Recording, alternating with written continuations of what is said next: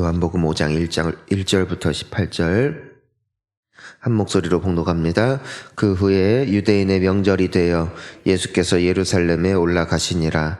예루살렘에 있는 양문 곁에 히브리 말로 베데스다라 하는 못이 있는데 거기에 행각 5이 있고 많은 병자, 맹인, 다리 저는 사람, 혈기 마른 사람들이 누워 물의 움직임을 기다리니 이는 천사가 가끔 못에 내려와 물을 움직이게 하는데 움직인 후에 먼저 들어가는 자는 어떤 병에 걸렸든지 낫게 되미로라. 거기 38해 된 병자가 있더라.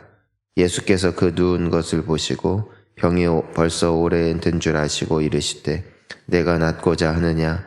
병자가 대답하되 주여 물이 움직일 때에 나를 못에 넣어주는 사람이 없어 내가 가는 동안에 다른 사람이 먼저 데려가나이다. 예수께서 이르시되 일어나 내 자리를 들고 걸어가라 하시니 그 사람이 곧 나아서 자리를 들고 걸어가니라. 이 날은 안식일이니 유대인들이 병 나은 안식일인데 내가 자리를 들고 가는 것이 옳지 아니하니라. 대답하되 나를 낫게 한 그가 자리를 들고 걸어가라 하니 그들이 묻되 너에게 자리를 들고 걸어가라 한 사람이 누구냐 하되 고침을 받은 사람은 그가 누구인지 알지 못하니 이는 거기 사람이 많으므로 예수께서 이미 피하셨음이라. 그 후에 예수께서 성전에서 그 사람을 만나 이르시되 보라 내가 나았으니 더 심한 것이 생기지 않게 다시는 죄를 범하지 말라 하시니 그 사람이 유대인들에게 가서 자기를 고친 이는 예수라 하니라. 그러므로 안식일에 이러한 일을 행하신다 하여 유대인들이 예수를 박해하게 된지라. 예수께서 그들에게 이르시되 내 아버지께서 이제까지 일하시니 나도 일한다 하시매 이들이 이로 말미암아 더욱 예수를 죽이고자 하니 이는 안식일을 범할 뿐만 아니라 하나님을 자기의 친아버지라 하여 자기를 하나님과 동등으로 삼으심이로라. 아멘. 할렐루야. 우리가 이 오늘 말씀을 보면은 그 사람의 참 이게 본능이 나옵니다. 어떤 본능이 나오냐면은 이게 미신문화 있지 않습니까? 미신문화. 오늘에도 사람들이 막 뭔가 신비한 어떤 체험, 신비한 물건, 신비한 장소. 그래서 우리 믿지 않는 분들은 좀 부적도 들고 다니고 또 용하다는 점집도 찾아다니고 야 용하다더라 거기 말대로 하니까 된다더라 이게 입소문 있지 않습니까? 그것이 이 베데스다라는 못입니다. 여기에 어떤 소문이 있어요. 이 물이 막 이렇게 움직이면은 그거 천사가 하는 건데 그때 들어가기만 하면은 어떤 병이든 낫는다. 어떤 병이든 낫는다. 여기가 정확하게 어떻게 그런 소문이 났는지 우리가 다 알지는 못하지만 적어도 요 사람들 사이에서 상당한 효험이 있는 곳으로 소문이 난 모양입니다. 최근에 이런 참 재미있는 사건이 있었는데 커다란 바위가 있어요. 커다란 바위. 근데 거기에다가 이렇게 손을 대보면은 바위인데 뭔가 찌릿찌릿한 거예요. 찌릿찌릿. 그러니까 막 어떤 목이나 등이나 어디 이제 통증 있는 사람들이 거기 되면은 너무 시원하다. 이 신비한 바위. 어떻게 바위가 찌릿찌릿할 수 있냐 이거야. 그래가지고 사람들 사이에서 소문이 많이 났어요. 그러니까 이제는 TV에도 이제 탄 거죠. 야, 어떤 바위길래. 그러니까 거기만 갔다 오면 사람들이 막 옥신거리던 게 시원하고 신기하잖아요. 그래가지고 취재팀이 가본 거예요. 전문가를 데리고 이게 무슨 기이한 현상인가. 보니까 그 밑에 전기가 흐르고 있어. 전기. 그러니까 보니까 거기 어떤 이게 건물을 지은 분이 이게 조금 설계를 잘못해가지고 이게 누전이 된 거예요. 누전이. 근데 그게 바위를 타고 간 거예요. 그러니까 이 사람들이 당연히 바위에다가 그 손을 대면은 그 전기가 흐르니까 찌릿찌릿하죠. 그래가지고선 그 원인이 밝혀졌어요. 그래 나중에 그거 전기공사 다시 하니까 그 전기가 없어졌대요. 그래서 사람들 발길도 끊기고. 그러니까 미신이죠, 미신. 옛날 같았으면 어떻게 해석했겠어요? 야, 저기는 신비한 곳이다, 신비한 곳. 어떻게 바위가 이럴 수 있냐 하고서 거기다가 뭐 줄 쳐놓고 뭐 이것저것 올려놓고 뭐 절을 했을지도 모르죠. 그러니까 이런 일들이 오늘날의 사람들이나 옛날의 이 사람들이나 똑같이 있었다. 그러니까 이젠 사람들이 여기만 가면 나을 줄 알고. 근데 이들이 참 착각하고 있는 것이 무엇입니까? 우리가 우리의 병을 정말 낫게 하시리가 하나님이신데 그 참 허망한 것들에 의지하고 있는 이 인간들의 모습을 우리가 보는 것이죠. 오늘날 사람들은 뭐 그런 미신 같은 거 난 안 믿어요 하지만 사람들은 다 미신을 믿습니다. 미신이라는 게 무슨 말이에요? 결국 참신이 아닌 헛된 것을 믿는 것 아니겠습니까? 사람들이 왜 돈에 미쳐 삽니까? 미신이죠. 돈 많아지면 행복할 거다. 왜 사람들이 건강에 미쳐 삽니까? 건강하면 행복할 거다. 저희 교회 어느 집사님은 운동 열심히 하셨어요. 근데 운동, 이게 나쁜 건 절대로 아니고 본인 체력 관리하는데 너무 좋죠. 근데 운동도 오래 하니까 몸이 아프더래요. 운동을 좀 쉬어봤대요. 근데 몸이 안 아프더래요. 운동도 적당히 해야 좋은 거구나 싶더라고요.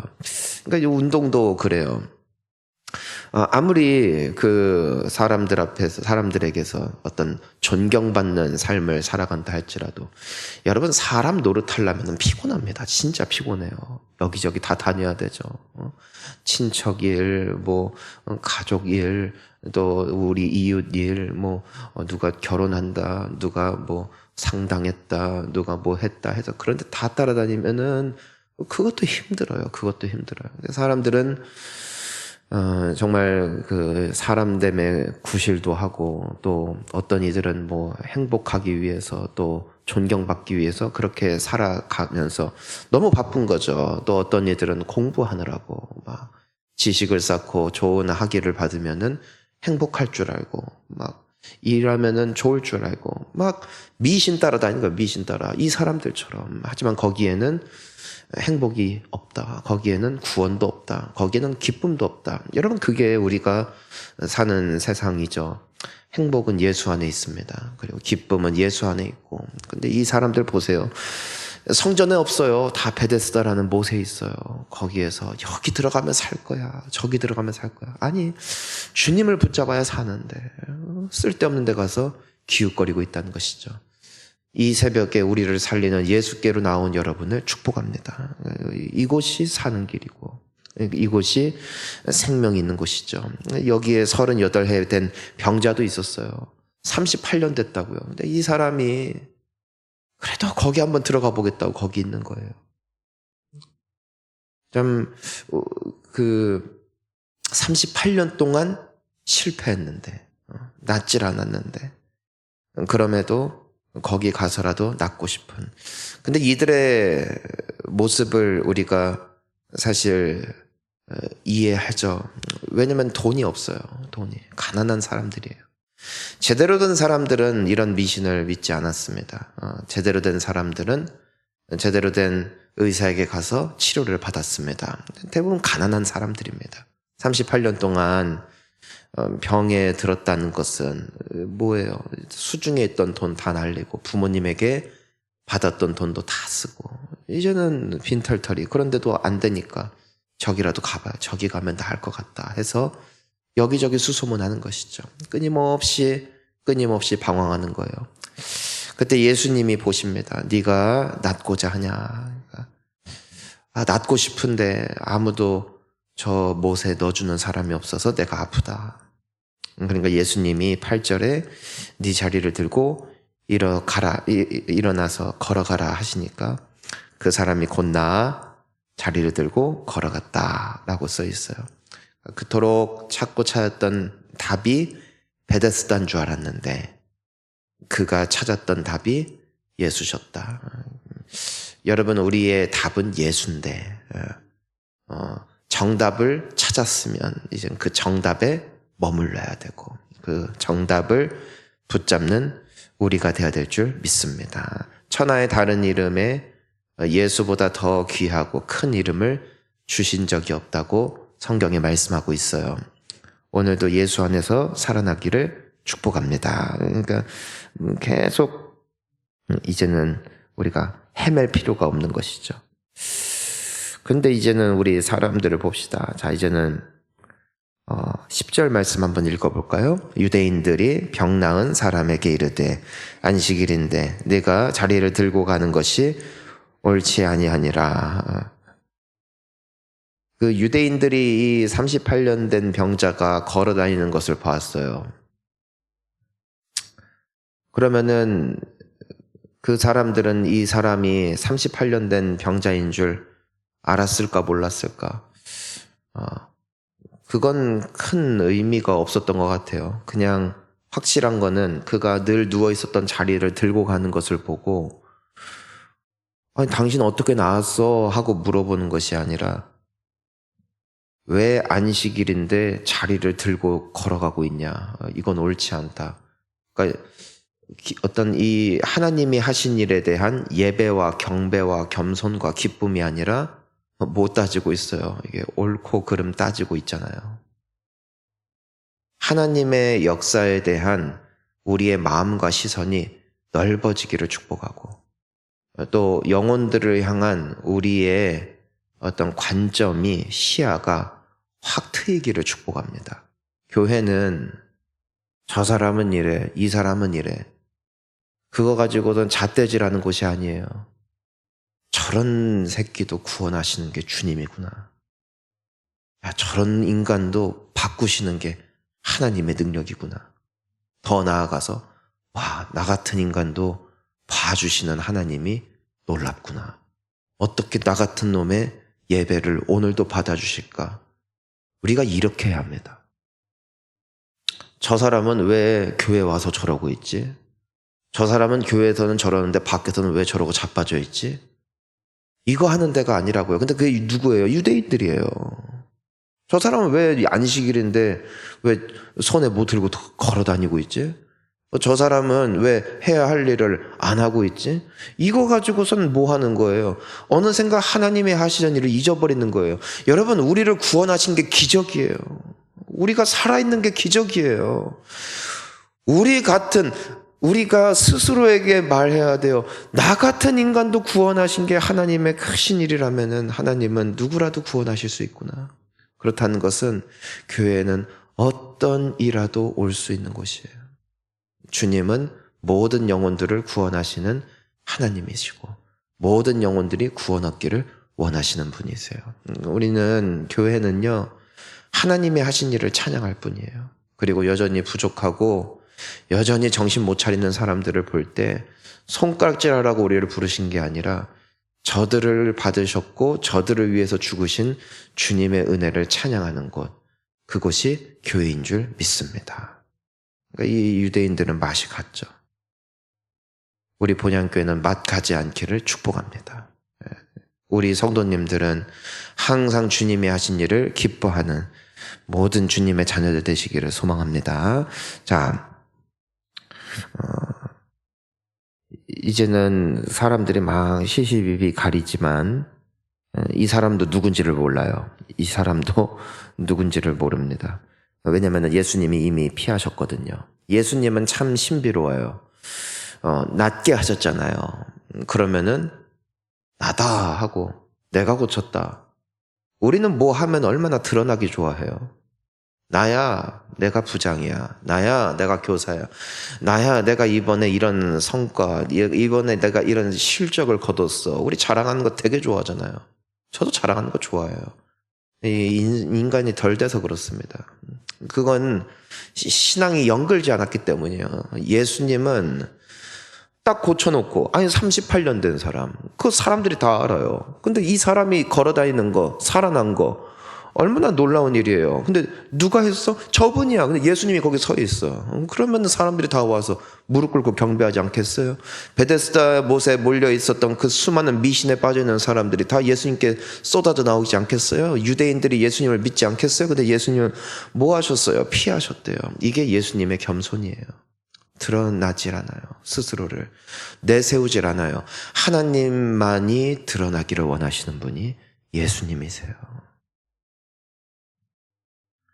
여러분, 우리 이름은 남을 필요 없잖아요. 우리는 어차피 역사와 함께 사라질 뿐이에요. 우리는 역사책에 기록되지 않을 겁니다. 아니, 역사책에 기록된다 한들 우리나라 사람들이나 알죠. 아무리 위대한 인물 이순신이 되었던 세종대왕이 되었던 우리나라 사람들이나 알죠. 해외에서도 이 해군 쪽에 조금 관심 있는 역사 쪽에 관심 있는 사람들이나 알죠. 누가 그 이름을 알아요? 영원히 남을 이름은 오직 예수예요. 그리고 오직 하나님이세요. 그분을 높이는 자는 그분과 함께 주님이 높이십니다. 그리고 주님이 칭찬하십니다. 예수님이 우리에게 보여주시는 본이죠. 지워지기를 축복합니다. 나의 이름이 지워져야 돼요. 예수만 드러난다면 우리는 그 영광의 자리를 피해야 합니다. 피할 때 살 것이고 겸손해지고 낮아질 때 주님 안에서 높아질 줄 믿습니다. 예수님이 몰래 그 사람을 만나세요. 대신에 뭐라고 말씀하세요? 더 심한 게 생기지 않게 14절 보니까 다시는 죄를 범하지 말라고 하시죠. 예수님이 뭐라고 말씀하시냐면 다시는 죄를 범하지 말래요. 우리가 이것을 통해서 유추할 수 있는 게 있어요. 38년 동안 병 들었던 원인이 무슨 병인지는 모르겠어요. 하지만 적어도 그것이 뭐와 관련이 있었다. 어떤 특정한 죄와 관련이 있었다는 겁니다. 우리가 병에 걸리는 게 다 죄 때문이다. 그건 아니에요. 근데 이 병이 뭔지는 우리가 모르지만 적어도 이 사람이 뭔가 죄를 지었는데 그로 말미암아 그에게 들게 된 병인 거예요. 성병인지 아니면은 어떤 다른 그 사람들 막 이렇게 어떻게 힘들게 하다가 다친 건지 폭력배였다가 불구가 된 건지 그건 우리가 알 수가 없습니다. 하지만 적어도 어떤 특정한 죄 때문에 이 사람의 몸이 망가졌다. 그러면 사람들은 그러니까 우리가 유추하는 거예요. 이 38년 된 병자가 불쌍하게도 아무도 못에 넣어주는 자가 없어서 밖에 그냥 덩그러니 앉아있거나 누워있는데 넣어주는 이가 없었다는 건 뭐예요? 사람들이 보더라도 저 사람은 고생해도 싸다 이겁니다. 근데 그 인간을 예수님은 옳고 그름 따지지 않으시고 뭐 하셨다? 치유하셨다. 주님은 모든 죄인들을 안아주신다. 과거를 묻지 않으신다.